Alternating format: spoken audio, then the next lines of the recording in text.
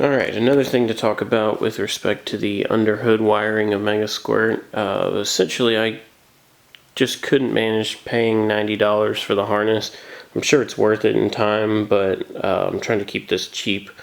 I think I've got about maybe $315 or so in this Megasquirt project so far.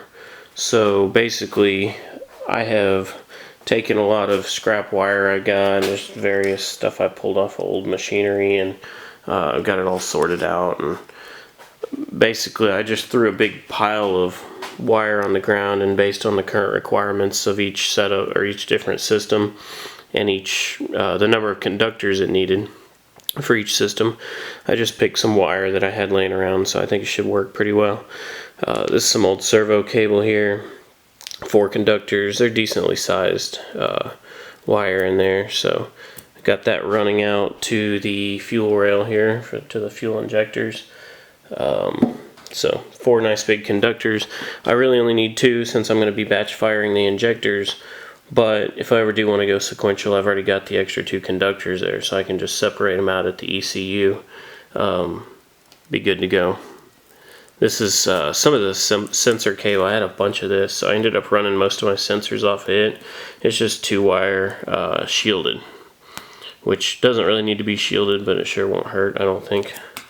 Here's some microphone cable that's shielded. It's going to go to my crank angle sensor, which actually is the one cable that really should be shielded. Some of those Hall sensors just don't really do a good job of with interference, and so you'll be missing syncs and missing spark events and all sorts of stuff, which is really bad news. So you want to make sure you use a good shielded cable on that. Grounded on the end with the Megasquirt, and not the end where the sensor is. Just leave it cut short, or as long as probably as close to the solder points as possible. This is just some connector from the last time I used this cable for something else, so that's going to get cut loose. It's just where they'll go into the car, they'll get cut short. Here's some more servo cable, just scrap fall off from machine building. 4 conductors. That's going to run my stepper based IAC valve, intake air control valve. Should be big enough wire and all that, I think. So, and then this is just some more power wire. It's kind of small, so I'm going to be doubling up those for spark. If you look at the factory wires going into the spark, into the coil, they're actually pretty small, so I think 2 of these should be plenty. And if I ever do want to add an extra set of coils, instead of doing wasted spark and doing sequential or something like that, I've got the extra conductors, so should be good. That's about it on the external wiring. I have a big 10 gauge ground cable that I ran through, grounded to the intake manifold in the battery, and in the car I got my 8 gauge auxiliary power hanging still, and then a power for the Megasquirts down there.